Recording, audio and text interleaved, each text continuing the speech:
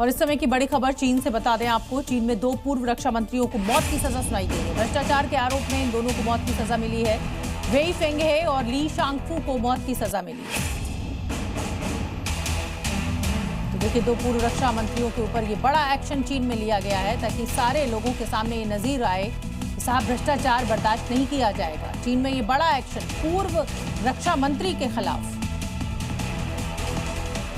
महाराष्ट्र के नांदेड़ में पुलिस ने एक घर से हथियारों का जखीरा बरामद किया। पुलिस ने जब घर की तलाशी ली तो हैरान रह गई, क्योंकि पुलिस को घर से करीब 4800 हथियार बरामद हुए।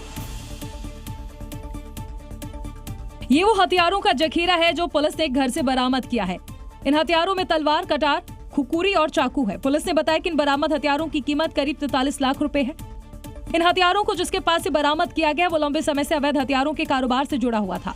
इन हथियारों की सप्लाई अलग अलग जगह होनी थी, लेकिन ये हथियार खूनी वारदात में इस्तेमाल होते उससे पहले ही पुलिस ने इन्हें बरामद कर लिया। फिलहाल आरोपी से पूछताछ की जा रही है कि इतने बड़े पैमाने पर हथियार कहां से लाए गए और उन्हें किसे सप्लाई किया जाना था। पुलिस ये भी जांच कर रही है कि कहीं इसके पीछे कोई बड़ा नेक्सस तो काम नहीं कर रहा। उधर एक घर से इतने हथियार मिलने के बाद इलाके में हड़कंप मच गया। उत्तर प्रदेश के मथुरा में पुलिस ने राजस्थान के बावरिया गैंग के 50-50 हजार के 2 इनामी डकैतों को मुठभेड़ में ढेर कर दिया है। 23 अप्रैल को एक कारोबारी के घर में बंधक बनाकर हुई डकैती में ये दोनों लुटेरे शामिल थे। व्यापारी और बेटी की सुरक्षा में खतरा पैदा करोगे तो दूसरे चौराहे पे यमराज इंतजार कर रहा होगा। मुख्यमंत्री योगी सिर्फ बोलते ही नहीं करके दिखाते हैं। इसकी क्लियर पिक्चर दिखी मथुरा में, जहां एक कारोबारी के घर में घुसकर डकैती करने वाले 2 कुख्यात बदमाशों का योगी फोर्स ने नर्क का टिकट काट दिया।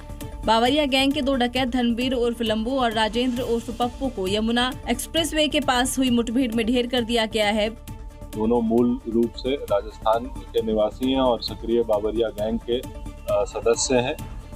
इनमें से एक के ऊपर 16 मुकदमे और एक के ऊपर 11 मुकदमे, जिसमें कि गंभीर धाराओं में जैसे कि डकैती विद मर्डर इत्यादि के मुकदमे पंजीकृत हैं। 23 अप्रैल में कारोबारी के परिवार को बंधक बनाकर डकैती करने वाले ये दोनों बदमाश कई राज्यों में वांटेड थे। लंबू और पप्पू पर 50-50 हजार रुपए का इनाम भी घोषित किया गया था। भीषण गर्मी के बीच एसी अब राहत के साथ साथ खतरे की भी वजह कुछ जगहों पर बनता दिख रहा है। ग्रेटर नोएडा में एसी ब्लास्ट में घर में आग लग गई और गनीमत बस ये रही कि परिवार के लोग समय रहते बाहर निकल गए। हादसे में कोई घायल नहीं हुआ। ग्रेटर नोएडा में बीटा सेक्टर में एक मकान में धमाके के साथ भीषण आग लग गई और आग लगते ही घर में अफरा तफरी मच गई। परिवार के लोगों ने तेजी से बाहर निकलकर अपनी जान बचाई। फिर कुछ ही देर में आग की लपटें और धुएं का गुबार घर में फैल गया। फायर ब्रिगेड को सूचना दी गई। टीम मौके पर पहुंची और काफी मशक्कत के बाद आग पर काबू पाया गया।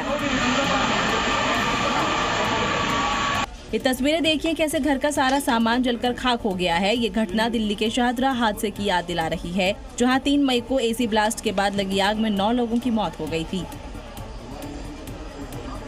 गौरतलब है कि गर्मी में एसी का इस्तेमाल बढ़ता है, लेकिन लापरवाही जानलेवा बन सकती है।